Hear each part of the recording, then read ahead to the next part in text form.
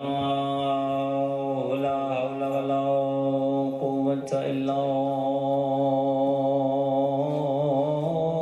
بالله العلي العظيم.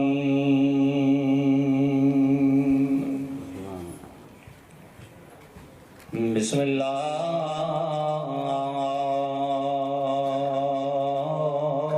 الرحمن الرحيم.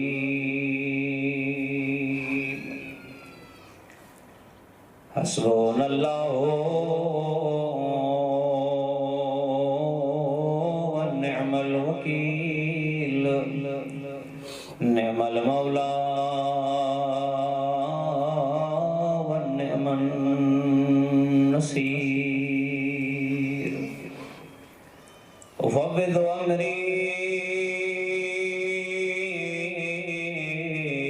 إلى الله إن الله بصير بالعباد. حمدك يا الله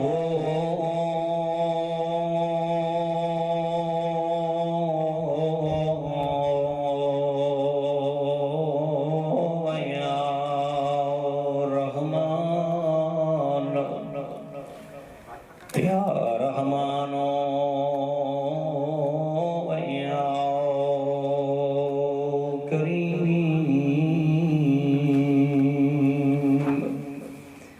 الذي ليس كمثله شيء وهو السميع البصير.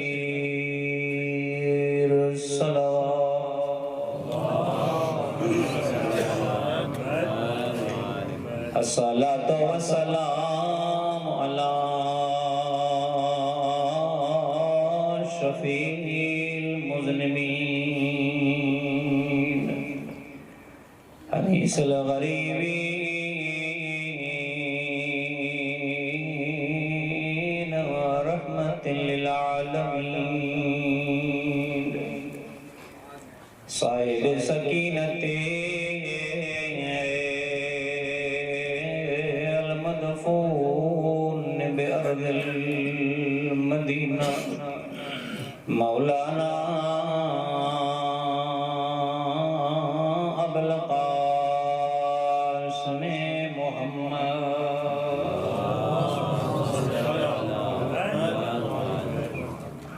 وعلى آله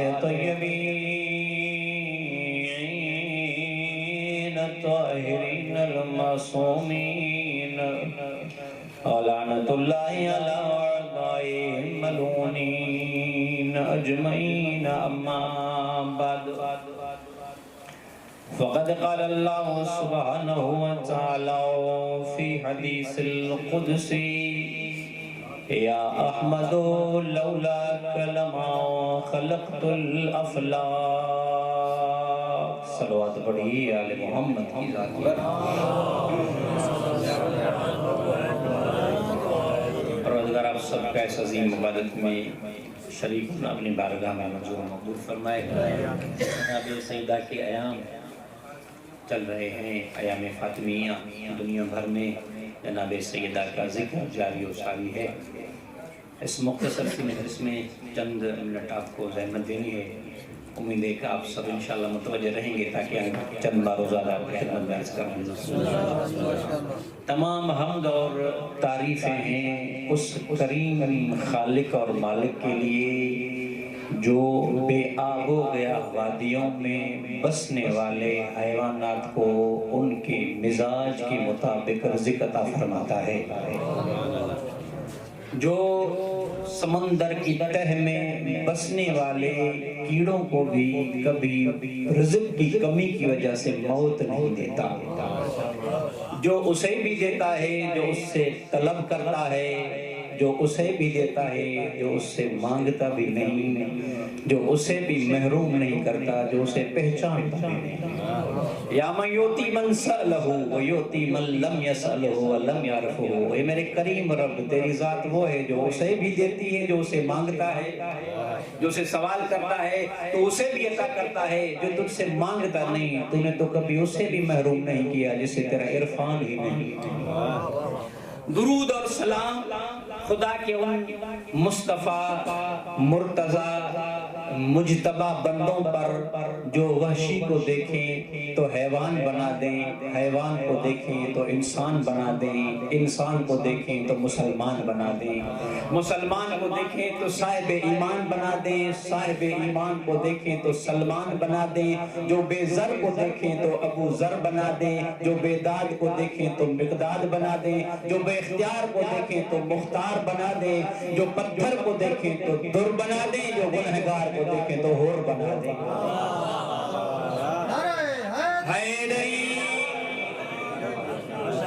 درود اور سلام محمد مصطفیٰ کی اس اکلوتی بیٹی پر کہ جس کے بدن اطہر سے مس ہونے والی چادر ذوف رسالت کا علاج بن جائے۔ درود و سلام محمد مصطفیٰ کی اس عزتوں اور عظمتوں والی بیٹی پر کہ جس کا اسم امامت کے لیے شفا کا درجہ قرار پائے۔ مشہور و معروف روایت ہے چوتھے امام محمد باقر اسلام کے لیے روایت کہتی ہے کہ امام باقر اسلام کے کو جب وعقہ یعنی بخار امام کے بدن اطہر پہ ظاہر ہوا تو مولا نے 2 قمیصیں منگوائیں، سامنے ایک ٹھنڈے پانی کا برتن منگوایا، ایک قمیص مولا اسے گیلی کر کے اپنے جسم پر زیبا تن کرتے، کچھ پانی کی چھینٹیں وہاں سے اٹھا کر اپنے بدن اطہر کو لگاتے۔ روایت لکھتی ہے کہ جب امام علیہ السلام یہ قمیص اس پانی سے گیلی کر کے اپنے جسم پہ زیبا تن کرتے اور پانی کے چھینٹے اپنے جسم پر لگاتے تو بلند آواز سے جملہ کہتے، یا فاطمہ بنت محمد، یا فاطمہ بنت محمد۔ اور صرف اتنا نہیں کہ امام صرف وہیں پہ کہہ رہے، روایت کہتی اتنے بلند آواز سے امام محمد باقر فرماتے تھے کہ باہر والے دروازے تک آواز آتی تھی۔ علامہ مجلسی حدیث کے ضمن میں لکھتے ہیں کہ گویا یہ لگ رہا ہے کہ محمد باقر اپنی دادی کے اسم سے خدا سے شفا مانگ رہا ہے۔ درود اور سلام محمد مصطفیٰ کی اس عزتوں اور عظمتوں والی بیٹی پر جو جس کا اسم امامت کے لیے شفا قرار پائے۔ درود اور سلام محمد مصطفیٰ کی اس عظمتوں والی بیٹی پر جو جس کا اسم گنہگاروں کے لیے شفاعت کا درجہ قرار پائے۔ کیونکہ یہ بھی روایت ہے کہ جناب سیدہ کا ایک اسم ہے سمیت فاطمہ، تو فاطمہ کو فاطمہ کہا اس لیے جاتا ہے کہ فاطمہ کا معنی ہے چھڑانے والی، بچانے والی، جو اپنے محبوں کو اپنے شیعوں کو جہنم سے بچائے چھڑائے اسے فاطمہ زہرا کہتے ہیں۔ قبلہ میں نے آپ کے سامنے حدیث قدسی کا ایک جملہ تلاوت کرنے کا شرف حاصل کیا ہے۔ آپ سب علماء ہیں اور مستحضر ہیں کہ ہمارے ہاں جو احکام شریعہ کا باب ہے وہ یا تو قرآن سے اخذ کیا جاتا ہے یا حدیث سے اخذ کیا جاتا ہے، اور قرآن وہ کلام خدا ہے کہ جو قطعی الصدور ہے، جس میں کسی قسم کا ریب نہیں ہے، کسی قسم کا شک نہیں ہے۔ قرآن مصطفیٰ کے قلب پر نازل ہوتا ہے، الفاظ بھی پروردگار کے ہوتے ہیں، پیغمبر صرف وسیلہ قرار پاتے ہیں، اور اس میں تحدی اور چیلنج بھی ہوتا ہے۔ لیکن جو حدیث ہے وہ قول موصوم یا فعل موصوم یا تقریر موصوم کہلاتی ہے۔ اس کے علاوہ ایک حدیث اور بھی ہے جسے حدیث قدسی کہا جاتا ہے، وہ کہ وہ ہوتی تو پروردگار کی طرف سے ہے لیکن الفاظ محمد مصطفیٰ کے ہوتے ہیں۔ وہ ہوتا تو امر خدا ہے لیکن اسے بیان پیغمبر اکرم اپنے الفاظ میں کرتے ہیں۔ تو اسی حدیث قدسی کا ایک ٹکڑا آپ کے گوش گزار کیا ہے جو سب سے مشکل ترین حدیث ہے، جس کے سمجھنے میں بہت بڑے اشتباہات ہو جاتے ہیں بعض دفعہ، اور دشمنان اسلام ہمیں یہ تانا دیتے ہیں کہ آپ جناب سیدہ یا جناب امیر المومنین کو نعوذ باللہ رسول اللہ سے عظمت میں بڑھا دیتے ہیں۔ آج ہم اس حدیث کے اس گوشے پر چند منٹ آپ کو زحمت دیں گے اور یہ کوشش کریں گے ثابت کرنے کی کہ یہ حدیث در واقع کس پیرائے کو ذکر کر رہی ہے۔ حقیقت میں یہ محمد مصطفیٰ کی عظمت کو بھی ذکر کر رہی ہے اور جناب سیدہ اور امیر المومنین کی عظمت کو بھی ذکر کر رہی ہے۔ آپ لوگوں کی توجہ دے کہ صلوات پڑھی آل محمد کی ذات پر۔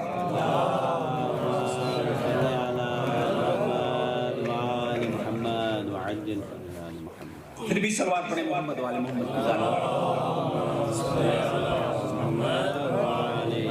قبلہ ارشاد ہو رہا ہے یا احمدو، اے میرے حبیب، اے میرے احمد، اے میرے محمد، لولا کا لما خلق الافلاق۔ مشہور معروف حدیث ہے کہ اگر ہم آپ کو پیدا نہ کرتے تو اس افلاق کو، اس پورے عالم کو ہی پیدا نہ کرتے، یعنی نہ یہ زمین ہوتی، نہ یہ آسمان ہوتا، نہ یہ جو کچھ بھی اس دنیا میں اس عالم میں نظر آ رہا ہے، یہ سب ہم نے پیدا کیا ہے تو آپ کے لیے پیدا کیا ہے۔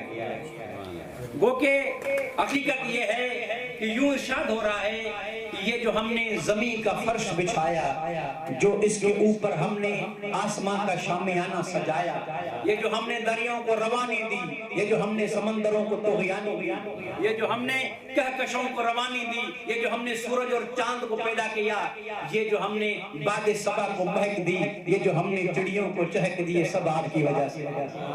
یہ جو ہم نے زمین کا فرش بچھا کر اور جبلوں سے میکھے لگا کر اس کو زینت بخشی، یہ سب آپ کی وجہ سے۔ اگر آپ نہ ہوتے تو یہ کچھ بھی نہ ہوتا، نہ سمندر میں روانی ہوتی، نہ سمندر میں طغیانی ہوتی، نہ دریاؤں میں روانی ہوتی، سب کچھ ہے آپ کی وجہ سے۔ کیا مطلب؟ یعنی آپ نہ ہوتے تو اس سب کے پیدا کرنے کا کوئی فائدہ ہی نہیں۔ یہ جتنی مخلوقات ہیں سب ابس چلی جاتی اور وہ خالق کسے اجل و اکرم ہے کہ وہ کسی ابس مخلوق یا کسی ابس چیز کو پیدا آگے ارشاد ہو رہا ہے کہ یا احمد لولا لما خلقت الافلاق، اگر ہم نے آپ کو پیدا نہ کیا ہوتا تو اس افلاق کو پیدا نہ کیا ہوتا۔ ولولا علی لما خلقتک، اگر علی نہ ہوتے تو ہم آپ کو بھی پیدا نہیں کرتے۔ آگے ارشاد ہو رہا ہے لولا فاطمہ تو لما خلقتکما، اگر فاطمہ نہ ہوتی، اگر فاطمہ کا پیدا کرنا مقصود نہ ہوتا تو نہ علی کو پیدا کرتا نہ محمد کو پیدا کرتا۔ یہیں پہ ایک بہت بڑا اشتباہ ہو رہا ہے کہ بھائی دیکھیں، آپ نے یہی جملہ جو حدیث کا پڑھا ہے اس کی آخری دو جملے کہہ رہے ہیں کہ یعنی اگر علی مولا نہ ہوتے تو رسول خدا نہ ہوتے، یعنی یہ ہو گیا کہ آپ نے علی مولا کو رسول خدا سے پڑھا دیا۔ توجہ آپ لوگوں میری طرف انشاءاللہ۔ اگر پیچھے والے جملے کو دیکھیں تو آپ نے جناب زہرا کو جناب رسول خدا اور جناب امیر المومنین سے بھی پڑھا دیا، حالانکہ رسول خدا بعد از خدا سب سے افضل مخلوق کا نام محمد مصطفیٰ کی ذات ہے۔ تو قبلہ اس مسئلے کو حل کیسے کیا جائے، اس مسئلے کو کیسے سمجھا جائے کہ یہ حدیث جو ہے نہ اس بات کو بیان کر رہی ہے کہ جناب سیدہ یا جناب امیر المومنین علیہ السلام رسول خدا سے افضل ہے۔ دیکھیے جب بھی متکلم کوئی کلام کرتا ہے تو دیکھا جائے کہ وہ کس پیرائے میں بات کر رہا ہے، جو بات کرنے والا ہے وہ کس ضمن میں بات کرتا ہے۔ اچھا بعض دفعہ یہ ہوتا ہے کہ مثال کے طور پہ اگر کوئی بات کسی کا خاص گہرا دوست کسی دوسرے دوست کے ساتھ کر دے کہ بھائی فلاں میرا دوست جو ہے وہ مجھے اس کی یہ بات اچھی نہیں لگی، اور ایک دوسرا دوست اسے جا کے کہے جو اس کا گہرا دوست ہے کہ تمہارا دوست تمہارے بارے میں یہ کہہ رہا تھا، تو بندہ فوراً سے ناراض ہو جاتا ہے، بھئی یہ کیسے ہو سکتا ہے، میری تو اس کے ساتھ اتنی بڑی دوستی تھی، اس نے میرے بارے میں سے کہہ دیا۔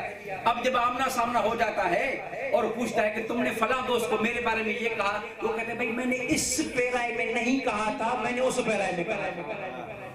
یعنی اگر بات کو نہ سمجھا جائے تو یہ دوریاں بڑھتی جاتی ہیں، اس لیے کہا گیا ہے کہ صرف سنی پر اکتفا نہ کیا جائے۔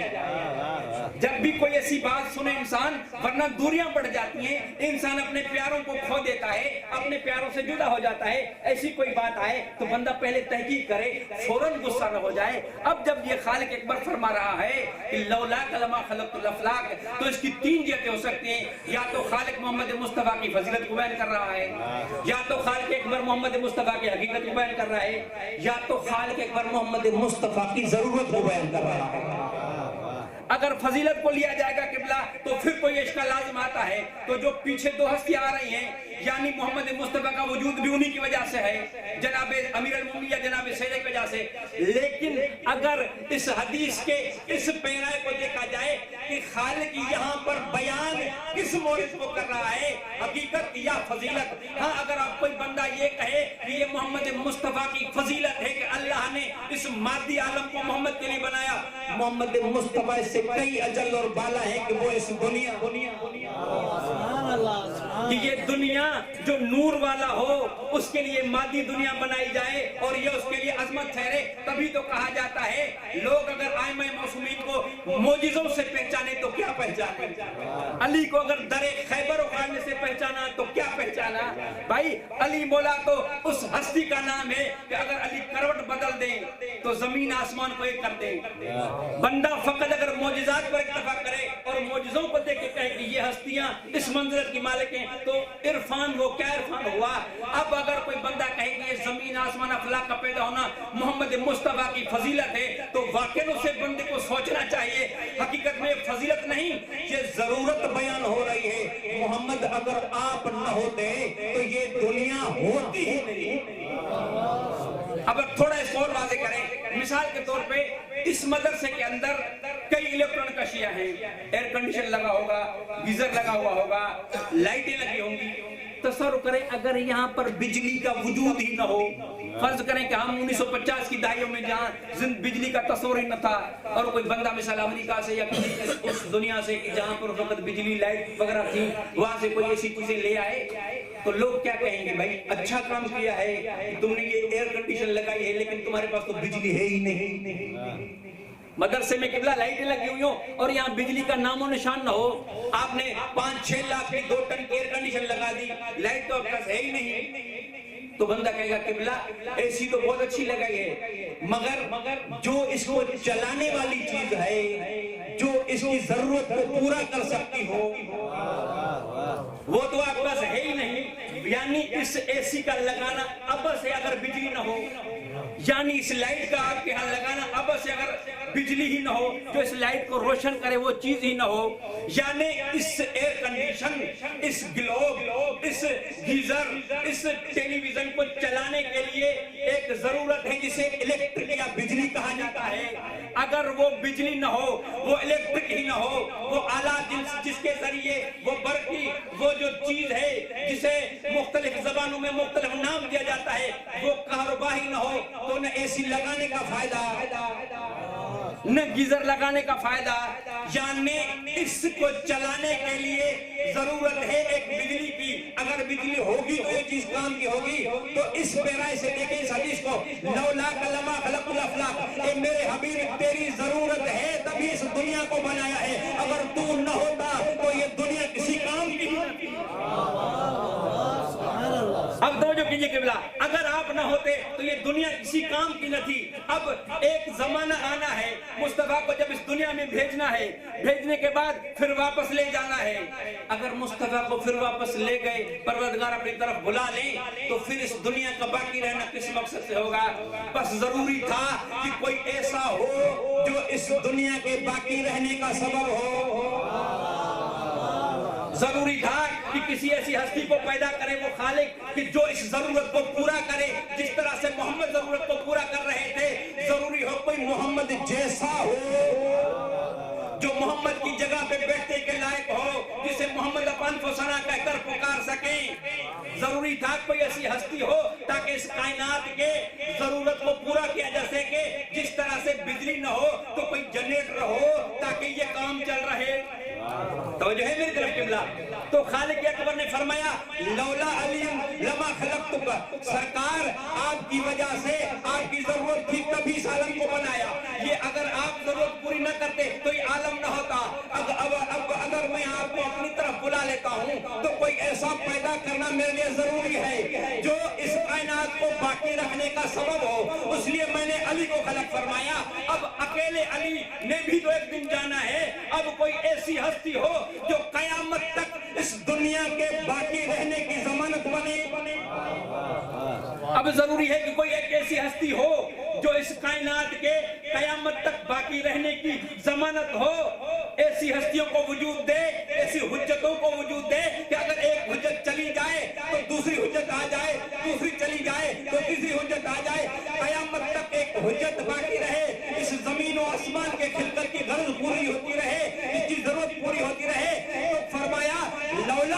فاطمہ لما خلقتکما، اگر فاطمہ نہ ہوتی تو یہ ضرورت نہ محمد مصطفیٰ سے پوری ہو سکتی تھی نہ علی سے پیدا ہو سکتی تھی. میں نے فاطمہ کو پیدا کیا تاکہ اس کے 11 بیٹے امام بنے اور یہ سلسلہ کائنات قیامت تک باقی رہے. ایک صلوات پڑھیے آل محمد کی ذات پر.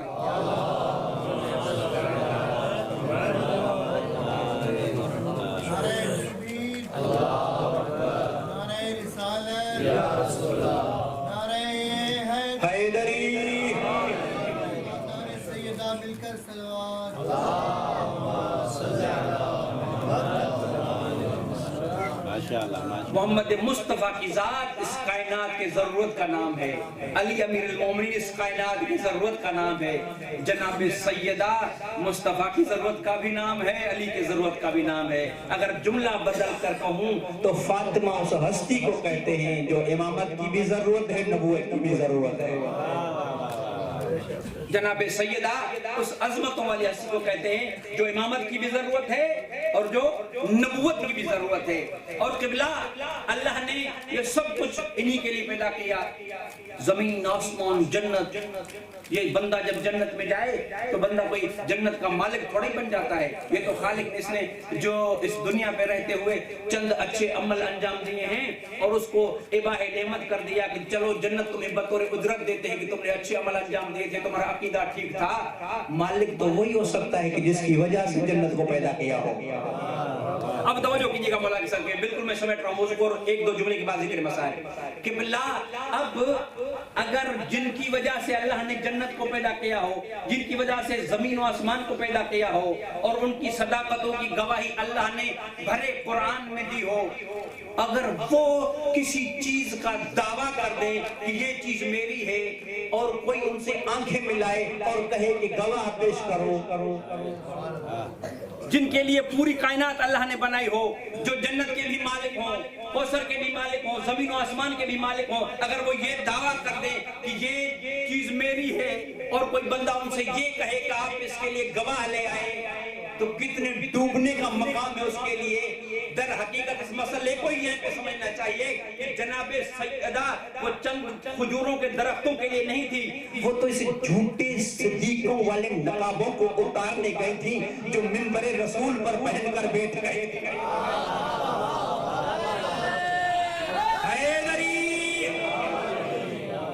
وہ تو ان جھوٹے نقابوں کو اتارنے گئی تھی، ورنہ سیدہ کیا جتنی فدق کی آمدنی تھی رسول خدا نے جب زندگی میں دیا تھا، روایت کہتی ہے اس کے باوجود بھی جناب سیدہ کے گھر میں فاقے ہی ہوا کرتے تھے. جناب سیدہ چند کھجور لینے نہیں گئی تھی. جناب سیدہ تو لوگ یہ کہتے ہیں نا قبلہ ایک صدیق تھا دوسری صدیقہ تھی، مسئلہ حل کیسے ہو؟ بھئی پہلے تو قرآن سے پوچھو صدیق اور صدیقہ کہتے کسے ہیں؟ خدا نے حضرت عیسیٰ کے بارے میں کہا ہے کہ حضرت عیسیٰ کی ماں مریم کے بارے میں کہا ہے کہ یہ عیسیٰ ابن مریم ہمارا رسول ہے، تو امہ صدیقہ اور اس کی ماں صدیقہ ہے. ایک قانون قرآن نے یہ بتایا کہ خدا کے نزدیک صدیق یا صدیقہ وہی ہو سکتی ہے جو کسی معصوم کی ماں ہو. توجہ چاہتا ہوں، جو کسی معصوم کی ماں ہو. قبلہ اب یہ بندہ جو اپنے آپ کو صدیق کر کے بیٹھ گیا اور جناب سیدہ نے دو دعویٰ پیش کیے. سب سے پہلی دعویٰ بھی میں نے کہا کہ یہ فدق میری ملکیت ہے، بابا نے زندگی میں مجھے لکھ کر دیا تھا. توجہ چاہتا ہوں، بس دو چار جملے ہیں. یہ فدق میری ملکیت ہے چونکہ جب یہ مال جو فدق تھا، یہ زمین فدق کی باغیچے جو تھی اس میں نہریں تھی جو کچھ تھا، یہ جب خیبر فتح ہوا تو یہودیوں نے بغیر جنگ و جدال کے رسول خدا کے حوالے کر دیے تھے اور رسول خدا نے جیسے ہی اپنے ملکیت میں لیے تو آیت نازل ہوئی وَآتِ ذَا الْقُرْبَى حَقَّهُ. تو جناب سید خدری کی مشہور روایت ہے فَدَعَا فَاطِمَةُ وَآتَاهَا فَدَقًا. سرکار نے فاطمہ کو بلایا اور اپنی زندگی میں فدق لکھ کر دے دیا. اب وہ جناب سیدہ کی پہلی دعوت تو یہ تھی کہ فدق میرے حوالے کرو، یہ میری ملکیت ہے، اس میں میرے عمال کھڑے تھے، اس کی آمدنی میرے گھر آتی تھی. تو وہاں دیکھیے گا ذرا اس جملے کو سمجھیے گا، منبر پہ بیٹھنے والے کی حیثیت بھی دیکھیے اور جس سے گواہ طلب کر رہا ہے ان کی عظمت بھی دیکھیے. پہلا جملہ یہ کہتا ہے کہ آپ کو اپنے لکھے پر جو آپ دعویٰ کر رہی ہیں کہ فدق میرا ہے، میرے بابا نے زندگی میں مجھے دیا تھا، اس پر گواہ پیش کریں۔ گواہ ان سے مانگ رہا ہے جن کے شان میں قرآن کی آیتیں اتری، اور وہ مانگ رہا ہے جو خود 40 سال کے بعد مسلمان ہوا۔ ذرا حیثیت کا موازنہ کیجئے گا، ایک ایک جملے پہ قدر کیجئے گا۔ میں بالکل جلدی سے گزر رہا ہوں۔ جب اس نے یہ کہا کہ گواہ پیش کریں تو قبلہ ضرورت نہ تھی، لیکن چونکہ کریموں سے مانگے تھے، یہ دشمن کو بھی خالی نہیں لوٹاتے۔ جناب سید نے کہا تم نے مانگا ہے، چلو عدل ہم پورا کیے دیتے ہیں۔ پہلا گواہ جناب امیر المومنین کو پیش کیا گیا، یہ کہہ کر جھٹلایا گیا کہ علی تمہارے شوہر ہیں، یہ قریبی رشتہ دار ہیں۔ میرا آپ سب سے یہ سوال ہے، کیا ان کے ذہن میں رسول خدا کی وہ حدیث نہیں تھی کہ علی والحق والحق مع علی؟ کتنا عرصہ گزرا تھا رسول خدا کو اس حدیث کو بیان کیے ہوئے، اتنے میں سب کچھ بھول گئے کہ یہ کہتے ہیں کہ علی تمہارا شوہر ہے، کہ جس کے لیے خدا رسول خدا کی رسالت کا گواہ قرآن یہ کہہ رہا ہے کہ قل کفا باللہ شہیدا بینی و بینکم ومن عنده علم الکتاب، کہ تیری رسالت کے لیے تو ان سے کہہ دے مجھے تمہاری پرواہ نہیں ہے، میرے گواہ خدا اور اس کو وہ کافی ہے جس کے پاس کل کتاب کا علم ہے۔ علی مولا کی گواہی کو جھٹلایا۔ بس ختم کر رہا ہوں۔ دوسرا جناب حسنین کو پیش کیا، کہا یہ چھوٹے بچے ہیں اس لیے ان کی گواہی قبول نہیں ہے۔ یہ جھٹلانے والے کا مزاج دیکھیے، جھٹلا کن کی گواہی کو رہا ہے کہ جن کے لیے رسول خدا نے فرمایا تھا کہ جوانان جنت کے سردار ہیں۔ اب ام ایمن کو پیش کیا گیا، اس کی گواہی یہ کہ جھٹلے گی، یہ خاتون ہے، اس کی گواہی آدھی قبول ہوگی۔ اب میں آپ سے بس یہ اس جملے پہ رک کر اور ذکر مسائل کرتا ہوں کہ جب اس نے جناب حسنین کریمین کی گواہی کو جھٹلایا نا اور یہ کہا کہ یہ بچے ہیں، دیکھیے قرآن کریم نے بھی ایک انتظام بڑے شان سے کیا ہوا ہے، توجہ کیجئے گا۔ جب انہوں نے یہ گواہی یہ کہہ کر جھٹلائی کہ یہ چھوٹے بچے ہیں، کس کی گواہی کو جھٹلا رہے ہیں؟ حسنین کریمین کی۔ کس کے حق میں؟ ایک صدیقہ کے حق میں۔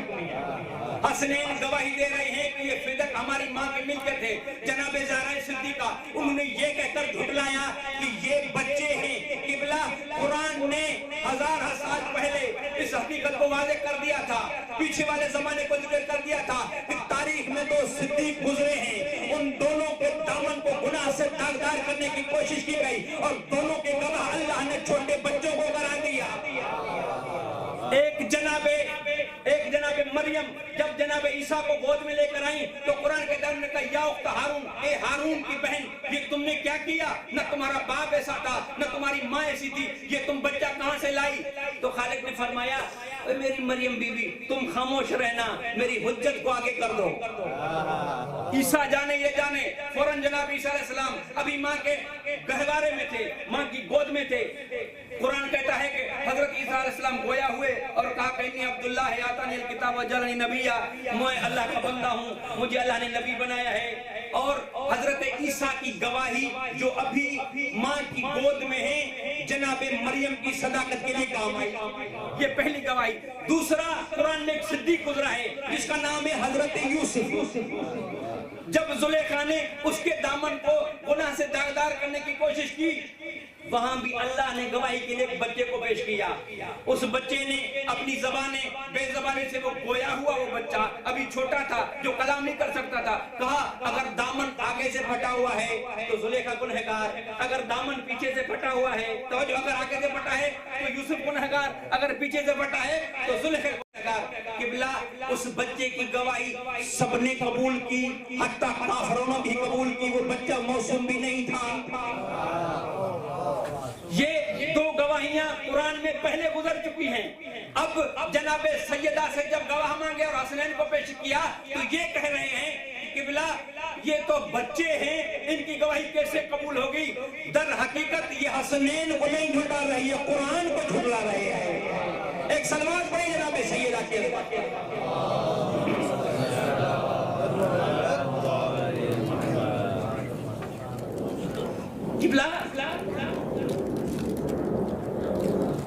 جناب سیدہ طاہرہ کا بطور فدق مانگنے کے لیے، حق مانگنے کے لیے جانا کوئی معمولی نہیں تھا۔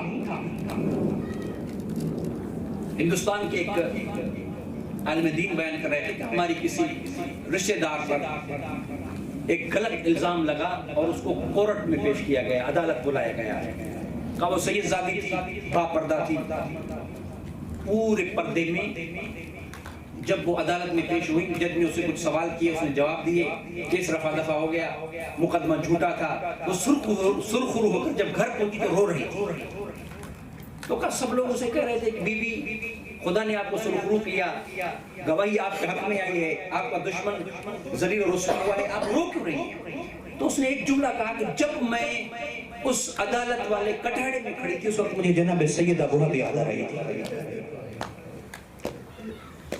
ایک شریف عورت کے لیے کورٹ کچہری کے چکر کتنے مشکل ہوتے ہیں وہ کوئی اس سے پوچھ سکتا ہے۔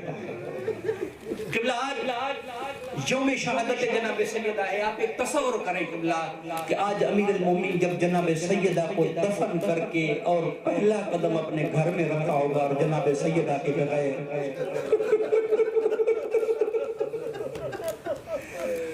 علی کے لیے سیدہ کا بچھڑنا کوئی آسان نہیں، رو رو کے مولا ایک جملہ بار بار کہتے تھے، زہرا میں اپنے دکھ تم سے بیان کرتا تھا، آج تم بھی چھوڑ کر چلی گئی۔ وہ علی جب جناب زہرا کو دفن کر کے اپنے گھر میں آئے ہوں گے اور اپنے یتیموں کو دیکھا ہوگا تو علی کا حال کیا ہوگا؟ خدا کو کسی اور غم میں نہ رلائے، زیادہ زحمت میں نے نہیں دینی۔ قبلہ خدا کی قسم اگر مدینے میں جو ظلم ہوئے ہیں نہ ہوتے تو کربلا والے ظلم نہ ہوتے۔ میں جملہ بدل کر آپ کی خدمت میں عرض کروں، جو مدینے میں ظلم ہوا ہے وہ اجمال تھا، کربلا میں اس کی تفصیل تھی۔ اگر مدینے میں علی کے گھر کو جلایا نہ گیا ہوتا تو کربلا میں حسین کے خیموں کو جلایا نہ گیا ہوتا۔ اگر مدینے میں بچوں کے سامنے اس کی ماں کو نہ مارا گیا ہوتا تو کربلا میں ماؤں کے سامنے ان کے بچوں کو نہ مارا جاتا۔ عزادارو اگر مدینے میں علی کے ہاتھوں میں رسیاں نہ ڈالی جاتی تو کربلا میں حسین کی بہنوں کے ہاتھوں میں رسیاں نہ ڈالی جاتی۔ عزادارو اگر مدینے میں جناب سیدہ کو تماچے نہ لگتے تو کربلا میں جناب سکینہ کو بھی تماچے لگتے۔ عزادارو کربلا میں تفصیل تھی، عزادارو مدینے میں اجمال تھا، لیکن خدا کی عزت و عظمت کی قسم ہے ان دکھوں کے بعد روایت کہتی ہے ذابت من الحزن و ذهب لهمها، بطول کی حالت یہ بن گئی تھی۔